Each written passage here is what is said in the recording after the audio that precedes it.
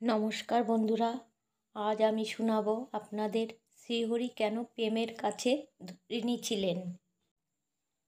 মায়ার কোনো পেও নেই, ওসব মিথ্যা। আমি এও বলিনি যে মায়া সর্বদা মিথ্যে হয়। জানি স্বপ্ন সত্যি হয় না, কিন্তু স্বপ্নের তো একটা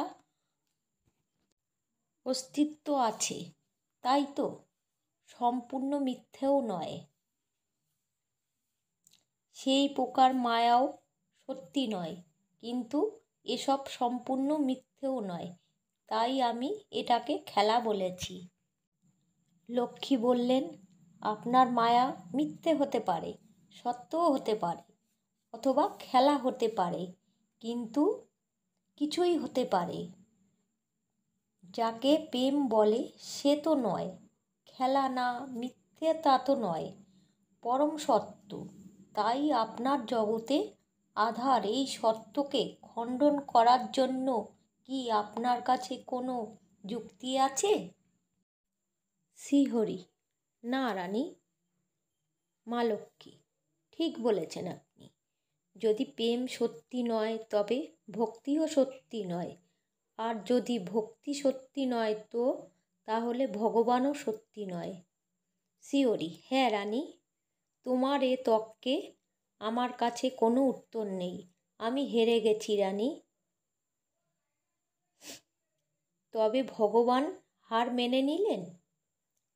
শ্রীহরি, হ্যাঁ, প্রেমের কাছেই তো ভগবান হেরে যান, তাই সদা ভক্তিরই জিত হয়।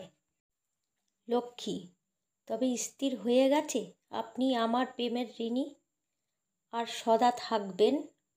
হরি, এই ঋণ শোধ করার কোনো রাস্তা আছে? লক্ষ্মী, হ্যাঁ, একটা রাস্তা আছে। হরি, কি সেটা? প্রেম যখনই রাগী মন ত্যাগ করে, রাধা নয় বিদর, আপনি আপনার রোখে ধারণ করবেন, আর সেই হৃদয় প্রেমের তরঙ্গ এক ঝাড়বাতির মতন উঠবে। আর যখন সেই প্রেমের আনন্দের ভিতরে পীড়া, আর তার পীড়ার মধ্যে আনন্দের অনুভব করবে, আপনি স্বয়ংই বুঝতে পারবেন যে রাধার প্রেমের ঋণ কী করে শোধ করা যায়। শ্রীহরি, আচ্ছা বেশ, আমি তোমার এই ঋণ অবশ্যই শোধ করে দেব। তবে আমি স্থির করছি যে কলিযুগে এক এমন অবতার নেব, তার শরীর তো কৃষ্ণের হবে, কিন্তু হৃদয় রাধার হবে।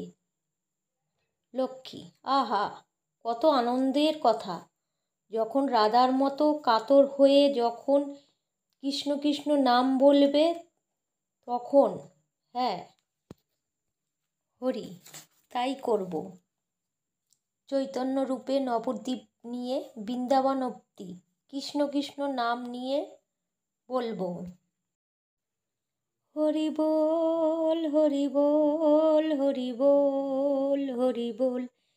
একবার হরি বল, ভালো করে বদন তুলে একবার হরি বল।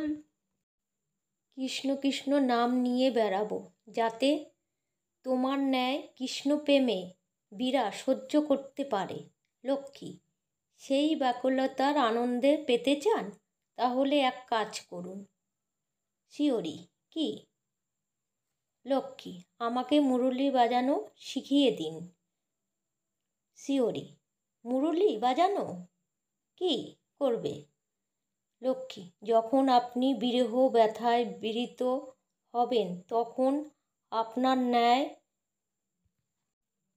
বিদ্যবনেতে নিশ্চিন্ত মনে আমি মুরলি বাজাবো, যা শুনে আপনি আমার ন্যায় বিবশ হয়ে যাবেন। তাই আমার মুরলি বাজানো শিখিয়ে দিন। এই বলে আমার ভিডিও শেষ করছি। আমার ভিডিও যদি ভালো লাগে তাহলে অবশ্যই জানাবেন কমেন্ট করে। নমস্কার, জয় শ্রীকৃষ্ণ।